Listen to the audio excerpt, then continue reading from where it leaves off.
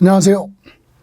통합이론 9번째 시간 취득세 이어서 납세 의무자 부분인데요. 참고로 34회 시험에서 취득세 납세 의무자를 물어봤기 때문에 35회 시험에서는 독자적으로 여기에서 또 출제될 가능성은 높지 않지만 기본적인 내용 정도만 점검하시면 되겠습니다. 자, 그러면 취득세 납세 의무자 들어갑니다.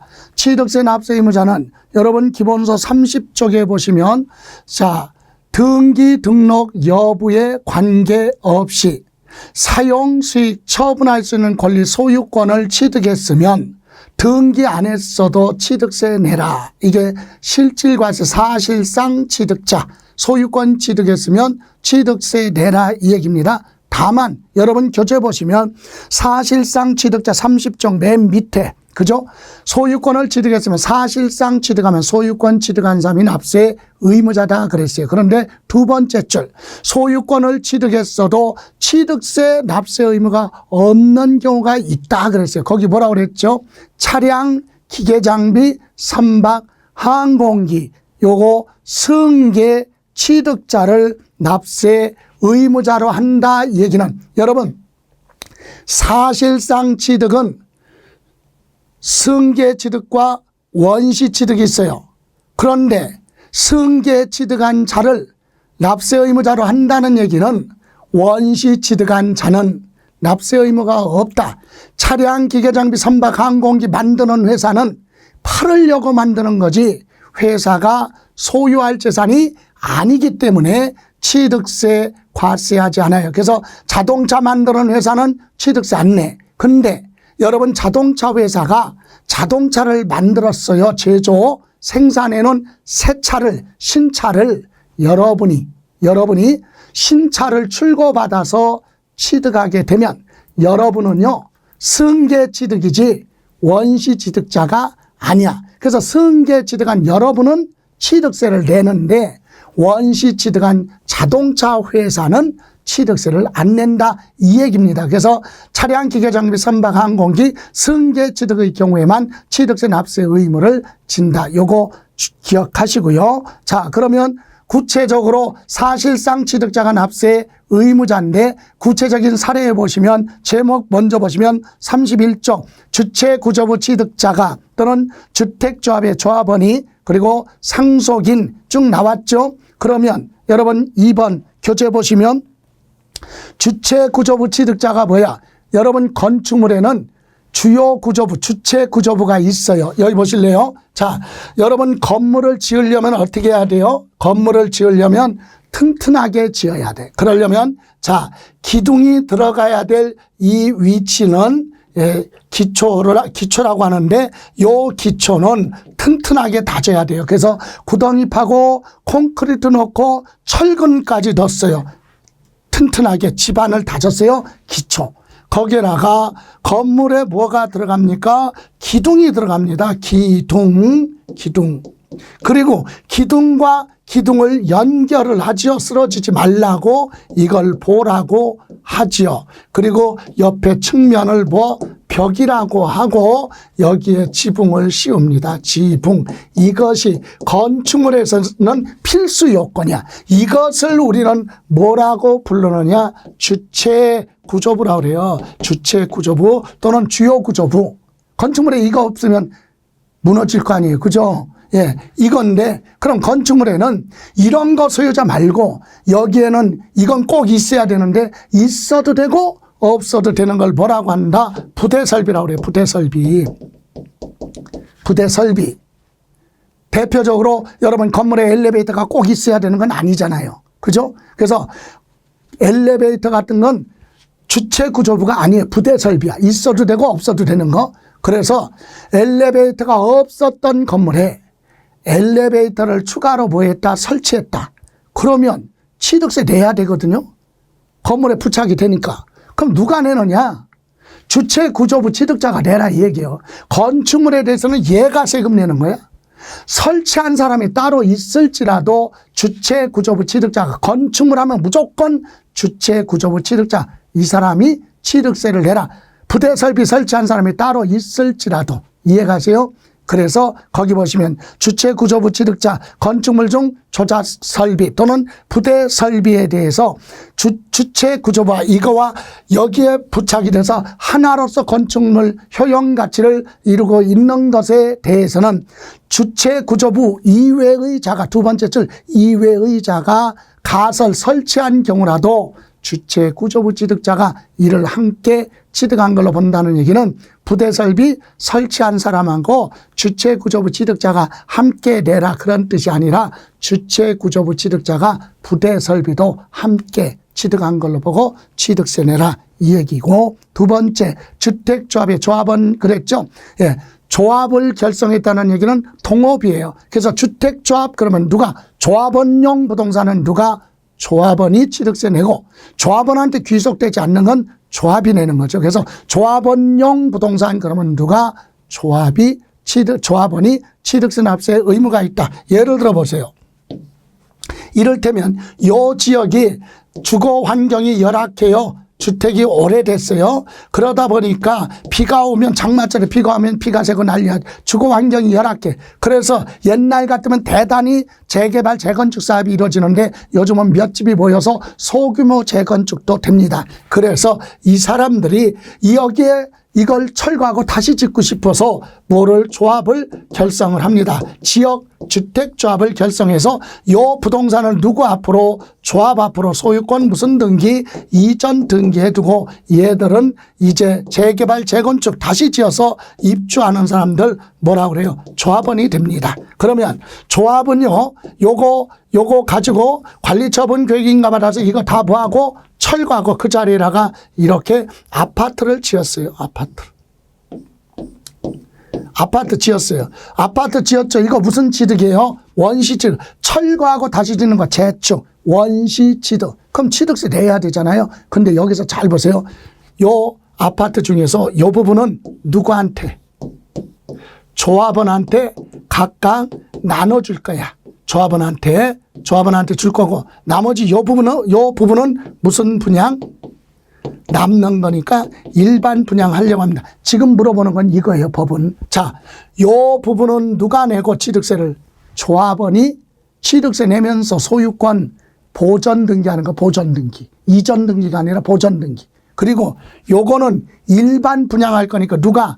조합의 이름으로 취득세 내고 소유권 보전 등기하라 이 얘기입니다. 그래서 주택조합이 조합원용 부동산 그러면 누가? 조합원이 취득세를 내라.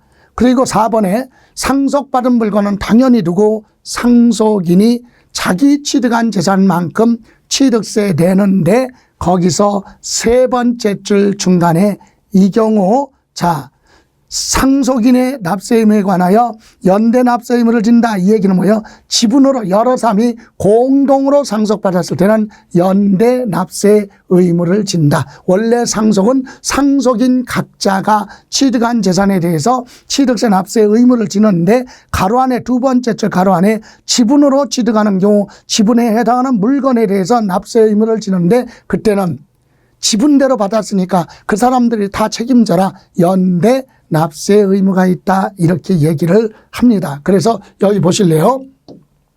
다시 한번 정리하면 이겁니다.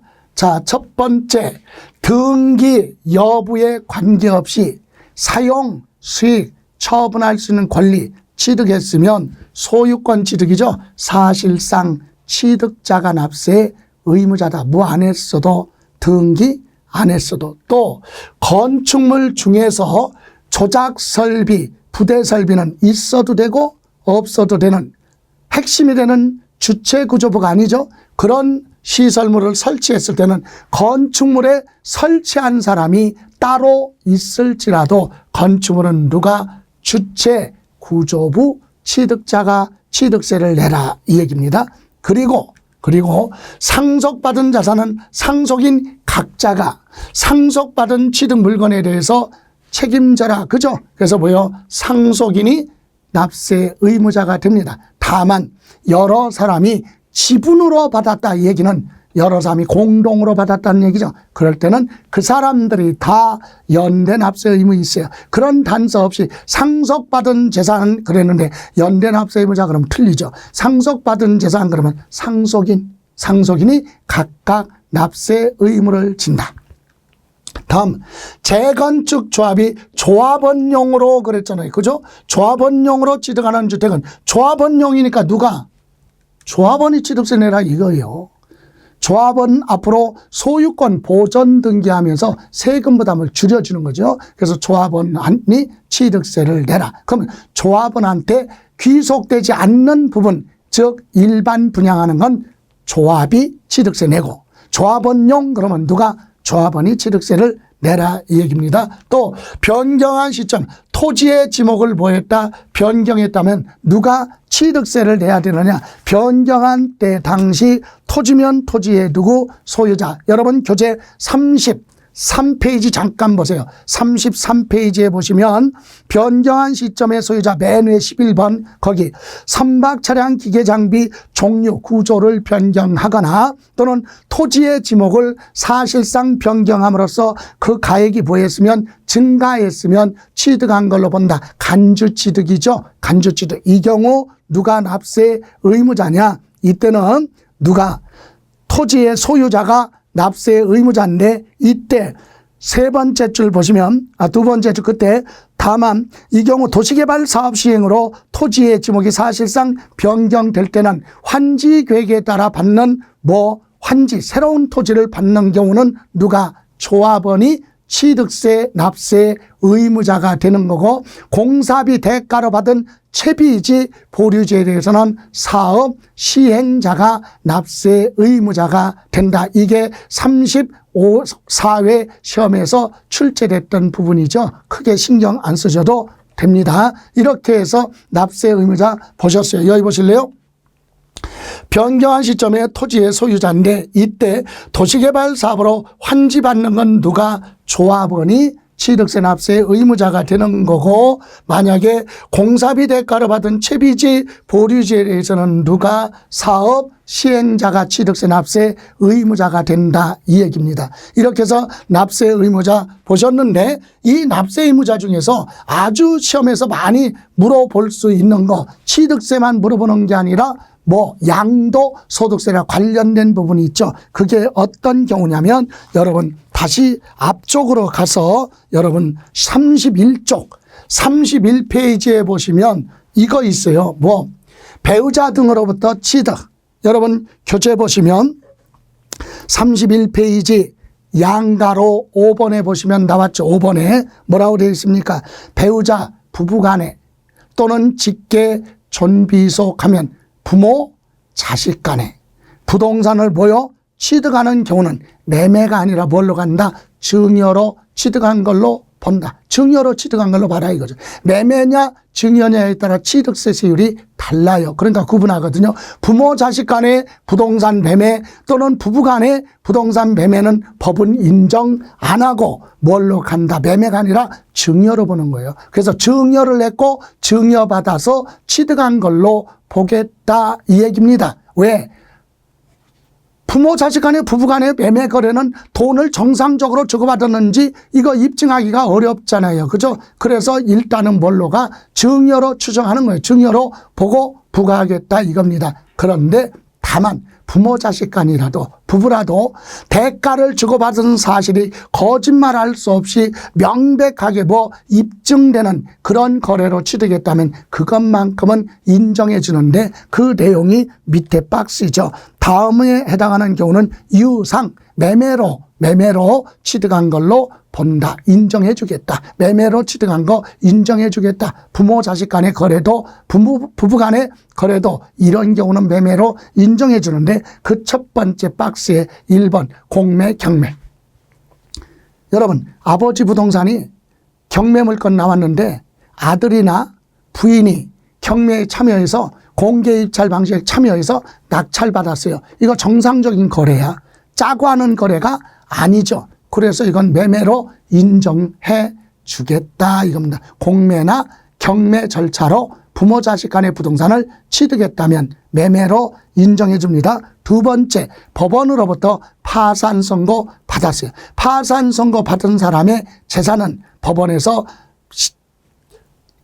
파산재단에서 관리를 하기 때문에 법원을 통해서 부모 자식이 취득했다면 그건 국가 상대로 거래한 거기 때문에 인정을 해주겠다. 파산 절차에 따라 취득하는 거. 그리고 세 번째, 권리의 이전이나 행사에 있어서 등기를 요하는 재산하면 오로지 부동산이에요. 부동산은 상속을 받든 증여를 하든 매매든 소유권 이전 등기해야죠. 그래서 이런 부동산을 아버지 부동산과 아들 부동산을 맞교환했다. 그러면 양쪽 다 양도고 취득이기 때문에 이런 건 매매로 인정해 주겠다. 증여로 보지 않습니다. 그 외에 대가를 지급했다는 사실이 명백하게 자금 출처 등으로 입증이 됐어요.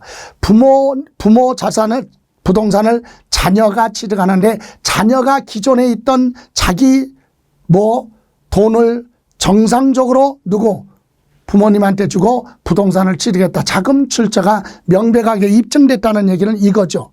자, 자녀가 기본적으로 재산을 가지고 있었는데 그 부동산을 제3자한테 팔아요. 그리고 제3자로부터 돈이 들어왔어. 그 돈을 받아갖고 그 돈을 아버지 통장으로 이체하고 아버지 부동산을 넘겨받았다면 자금 출처가 입증되죠. 이렇게 입증되는 경우는 매매 거래로 인정해 줍니다. 그래서 이 부분은 양도소득세가 됐든 취득세가 됐든 똑같이 물어보니까 두 군데에서 출제될 확률이 높기 때문에 꼭 이해하고 있어야 됩니다. 그래서 여기 보실래요? 이거예요. 배우자 직계 존비속 간에 부동산 취득하는 경우는 여기 뭘로 본다? 증여. 이게 핵심이에요. 증여로 취득한 걸로 본다. 다만 다음에 해당하는 경우는 유상으로 매매 거래로 인정해 주는데 그게 뭐예요? 공매나 경매 또는 파산, 선고, 등기를 요하는 재산을 서로 뭐합니까? 교환. 그리고 대가를 지급한 사실이 증명이 된다면 그때는 뭘로 본다? 매매 거래로 인정이 된다. 양도소득세, 취득세가 똑같이 물어보니까 요 개념 반드시 요런 단어가 없으면 그냥 증여예요. 그죠? 근데 요런 단어가 있을 때는 매매 거래로 인정해 주겠다. 요거 하고요. 또 하나 그 밑에 6번 31페이지 6번의 부담부 증여. 부담부 증여도 양도소득세에서도 물어보고 취득세에서도 물어봅니다. 부담부 증여하면 뜻이 무슨 말이에요? 증여를 받는데 증여자가 갚아야 될 채무를 인수하는 조건으로 증여받았다. 그게 부담부 증여예요. 그럼 부담부 증여는 채무는 갚을 거잖아요. 공짜로 받은 게 증여예요. 그러면 공짜가 아니라 채무를 갚을 거니까 그건 증여가 아니다 이거죠. 그래서 거기 교재 보시면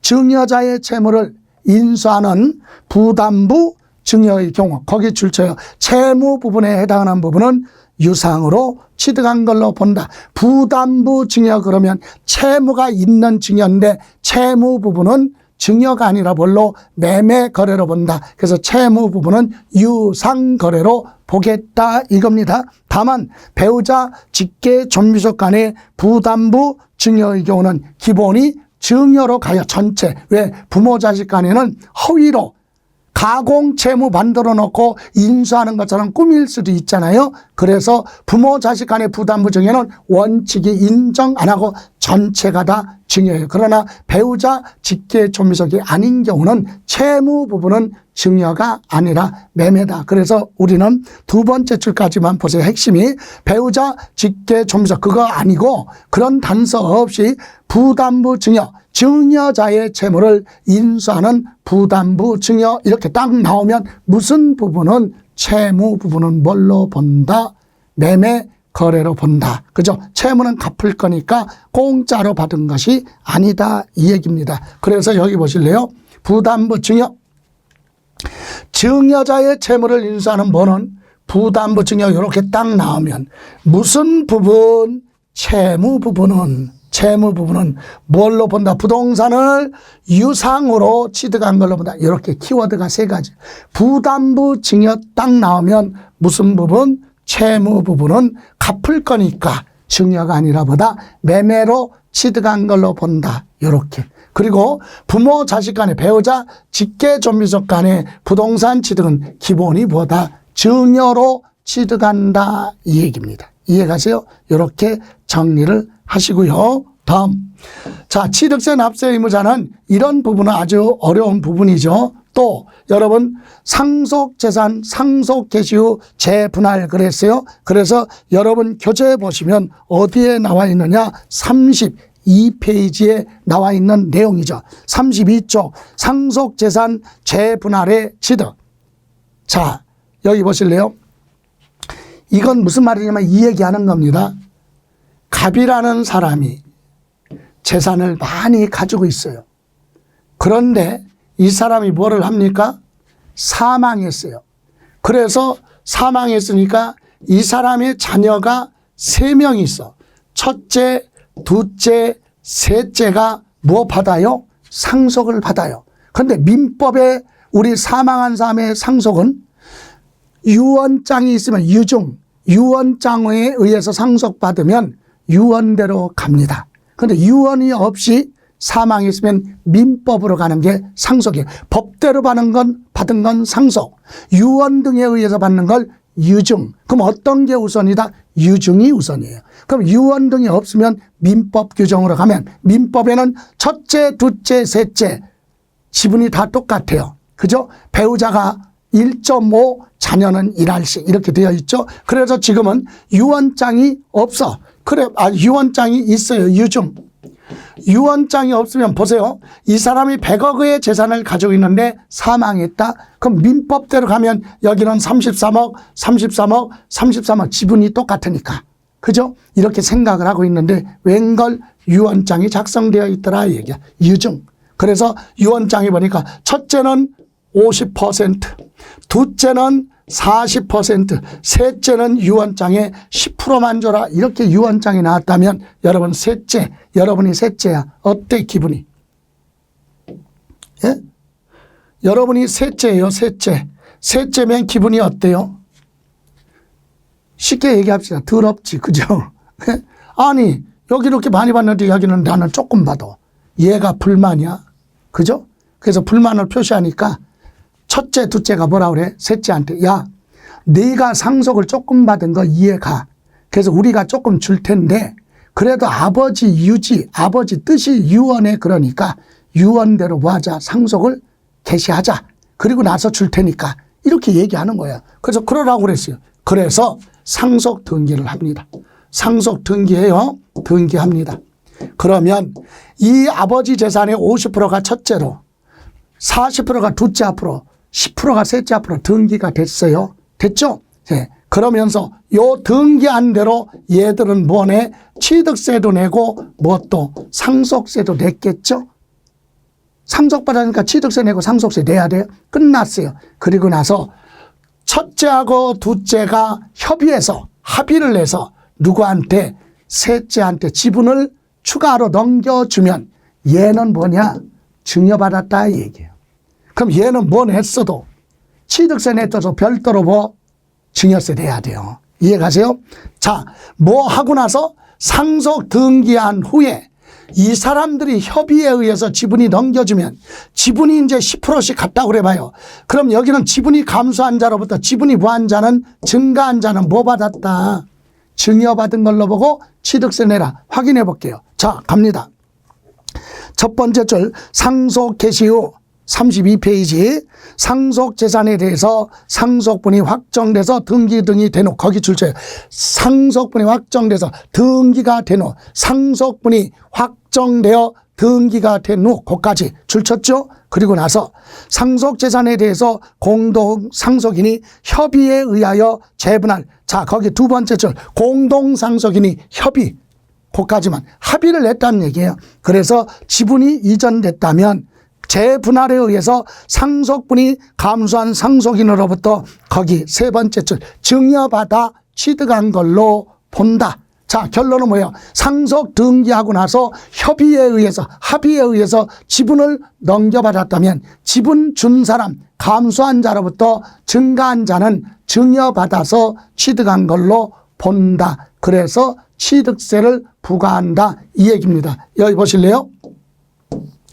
다시 한번. 자, 상속분이 확정돼서 뭐가 됐어요? 등기가 됐어요. 자, 상속 등기가 됐어요. 그리고 상속재산에 대해서 공동상속인이 상속인들이 합의에 의해서 지분을 넘겨줍니다. 그럼 지분이 넘겨주니까 당초 상속분을 초과하는 경우 셋째는 원래보다 이제 지금 지분이 늘어났잖아요. 받았으니까. 그때는 상속분이 감소한 자로부터 받아? 증여받아 취득한 걸로 본다. 이거예요. 상속 등기한 후에 협의에 의해서 넘겨받으면 그건 받았다?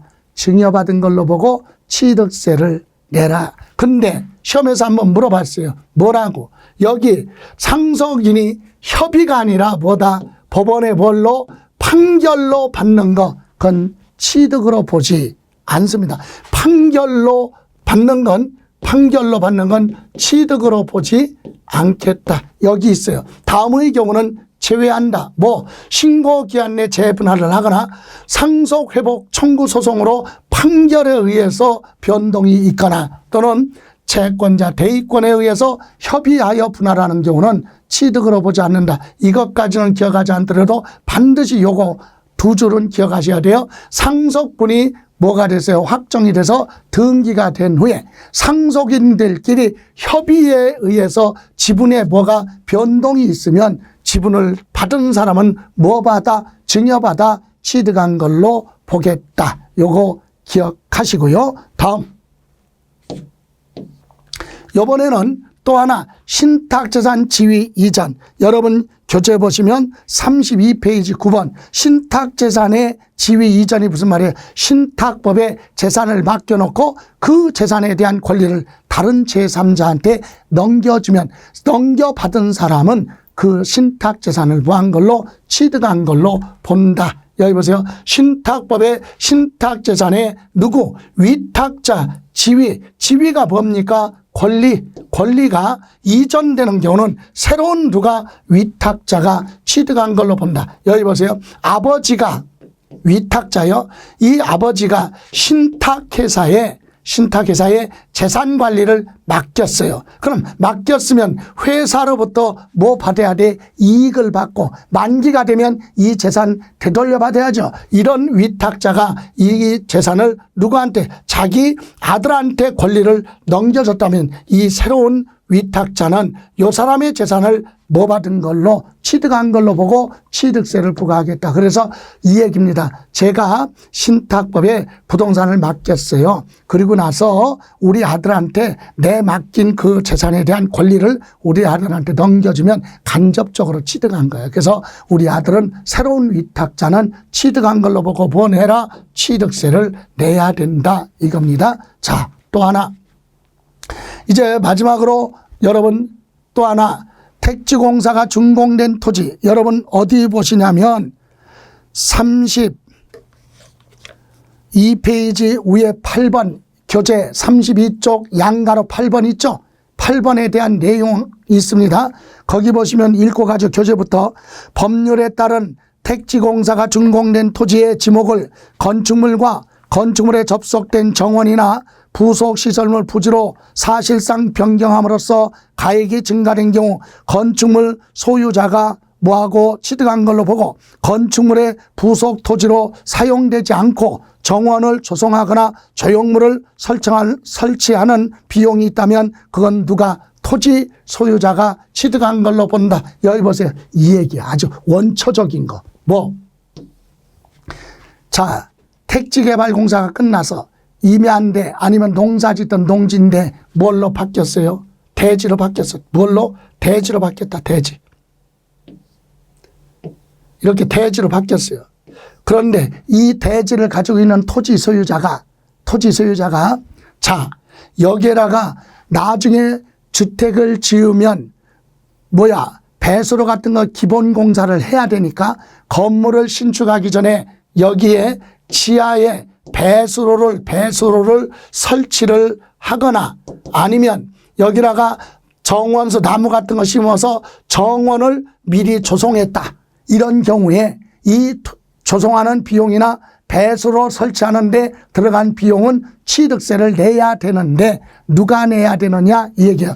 이 토지 위에 건물이 없어요. 그래서 토지 소유자가 이런 거 하는데 들어간 비용은 당연히 뭐가 없으니까, 건축물이 없으니까 누가, 토지 소유자가 취득세를 내는 거고, 반대로 이 토지는 갑이 소유하고 있는데 누가, 을이 누구한테 와서, 갑한테 와서 네가 소유하고 있는 땅에다가 내가 지금 돈이 없으니까 이 토지를 지금은 취득할 수는 없지만 나중에 취득한다고 생각을 하고 여기에다가 내가 건물을 지어서 사용할 테니까 인정해줘라. 그럼 얘가 승낙을 해야 얘가 지을 수 있죠. 그래서 얘가 임대료를 주던 안 주던 둘이 계약에 의해서 승낙을 했기 때문에 남의 땅에다가 얘가 건물을 짓는 거예요. 이게 바로 법적으로 얘기하는 지상권이 설정됐겠죠. 그래서 얘는 건물을 지으면서 여기에 정원을 꾸미거나 조형물을 설치하는데 들어간 비용이 있다면 건물을 지으면서 설치한 거니까 누가, 건축물 소유자가 취득세를 내야 된다 이 얘기인데요. 이것을 줄여서 이렇게 얘기합니다. 간단해.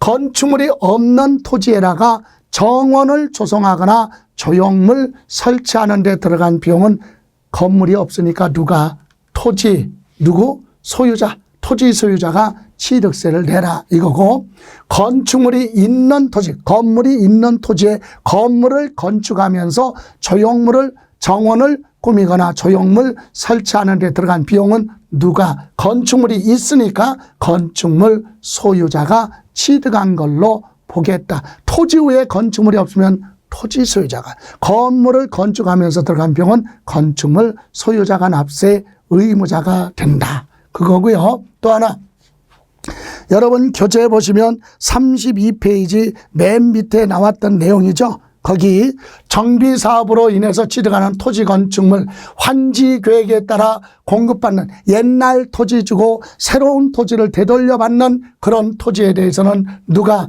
토지 소유자가 뭐 한 걸로 봐라, 옛날 땅 주고 새로운 토지를 넘겨받았으니까 이건 승계 취득한 걸로 보고 취득세를 부과하는 거고, 또 하나 관리처분 계획에 따라 건물을 새로 지어서 취득한 거죠. 이런 경우는 건축물 소유자는 없었던 건물을 넘겨받았죠. 취득했죠. 그래서 이거는 없었던 건물을 취득한 거니까 원시 취득으로 보고 취득세를 부과하겠다. 그래서 32페이지 맨 밑에 10번에 대한 내용입니다. 이렇게 해서 납세 의무자 보셨고, 이제 여러분 마지막으로 33쪽에 보시면 12번의 과점주주에 대해서 봅니다.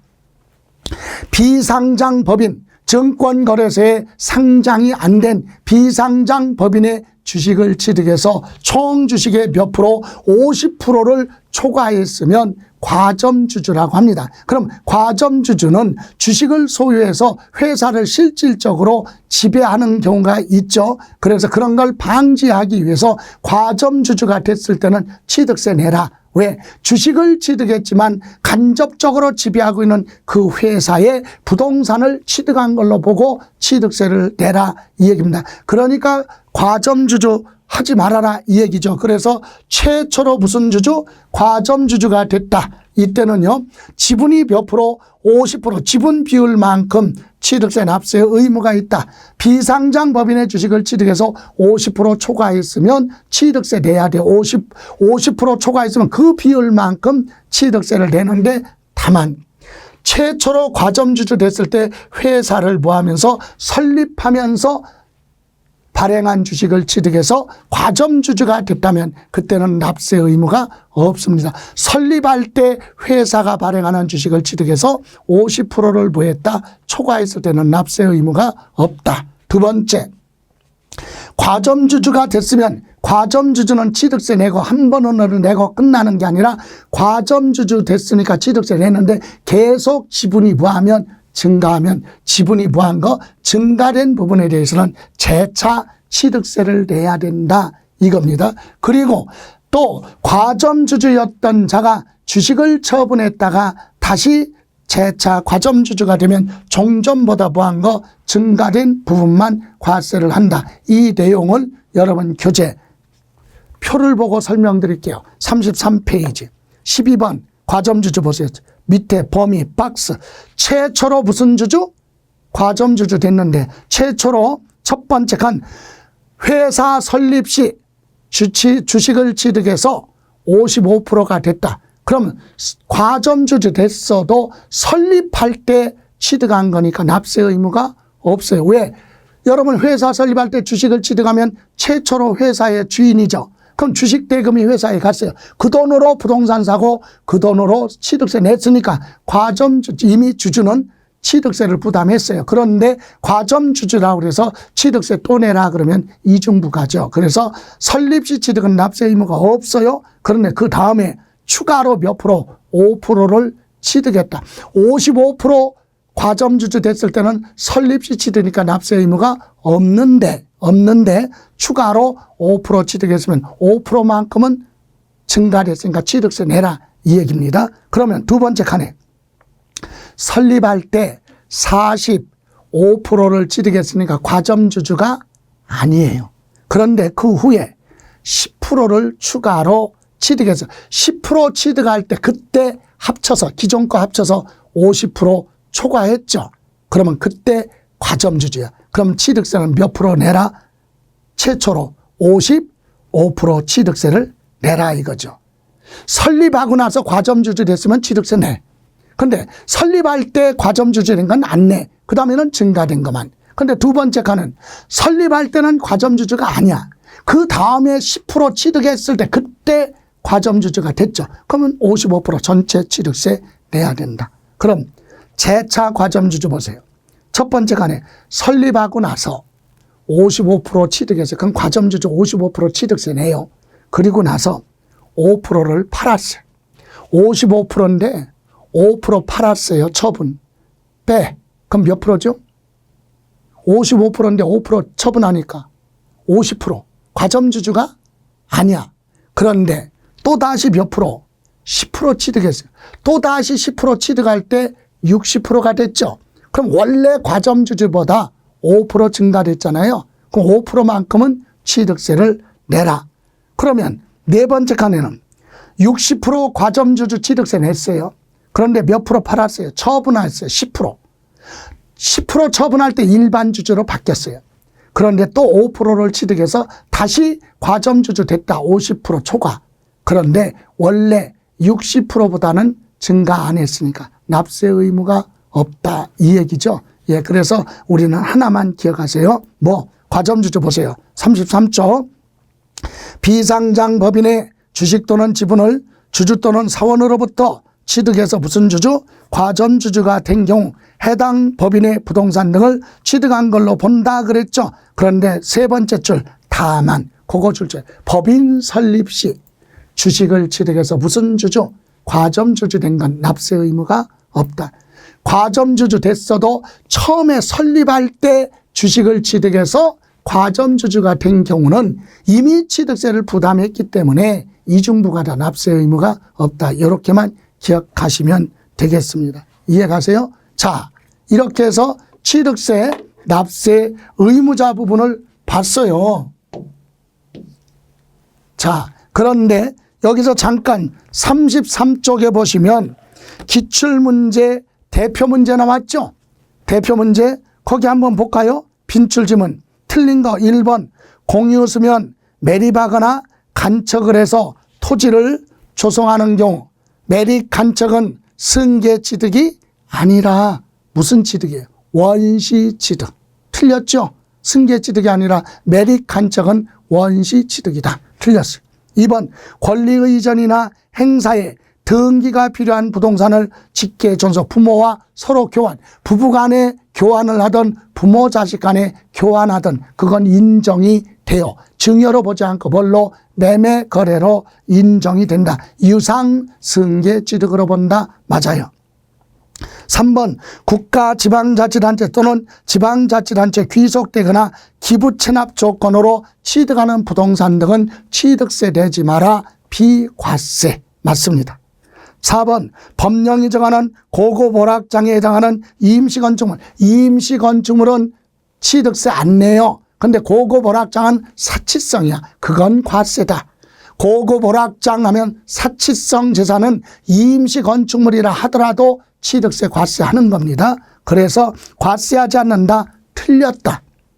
다음 5번 위탁자로부터 수탁자, 맡긴 사람 위탁자, 맡아서 관리하는 수탁자 간의 소유권 이전 거래는 매매 거래가 아니기 때문에 취득세 과세하지 않습니다. 다음 5번에 보시면 증여자의 채무를 인수하는 부담부 증여 이렇게 나오면 무슨 부분은 채무 부분은 매매 거래로 본다. 그죠? 증여가 아니죠. 채무 부분은 유상, 매매 거래로 본다. 유상으로 취득한 걸로 본다. 맞아요. 다음 7번. 주택법에 따른 주택조합이 조합원용으로 취득을 했죠. 주택조합이 조합원용 그러면 누가? 조합원이 취득세네요. 조합원이 취득한 걸로 본다. 맞죠. 다음 8번. 건축물 중 조작 설비 주체 구조부와 하나가 돼서 건축물로서 효용 가치를 이루고 있는 것에 대해서는 주체 구조부 취득자 이외의 자가 가설, 설치를 했을지라도 누가? 주체 구조부 취득자가 함께 취득한 걸로 본다. 얘기는 주체 구조부 취득자가 그것도 취득한 걸로 보고 납세 의무를 진다. 맞습니다.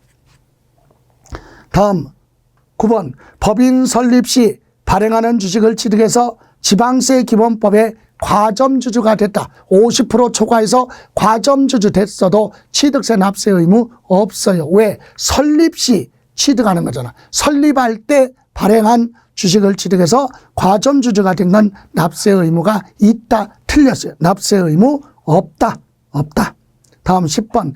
상속 등기가 된 후 상속 회복 청구 소 법원의 판결이에요. 판결에 의해서 당초 상속분을 초과하여 취득하는 재산가액은 증여로 취득한 걸로 본다. 틀렸다. 취득으로 보지 않습니다. 당사자 간에 예를 들어 상속 등기한 후에 협의에 의해서 지분 변동은 증여로 봐. 근데 판결로 받는 건 증여로 보지 않는다. 취득한 걸로 보지 않습니다. 이렇게 해서 틀린 건 1번, 4번, 9번, 10번이 틀렸습니다. 자, 이번 시간은 여기까지 마무리하고 다음 시간에 취득 시기에 대해서 점검하죠. 예, 고생하셨습니다.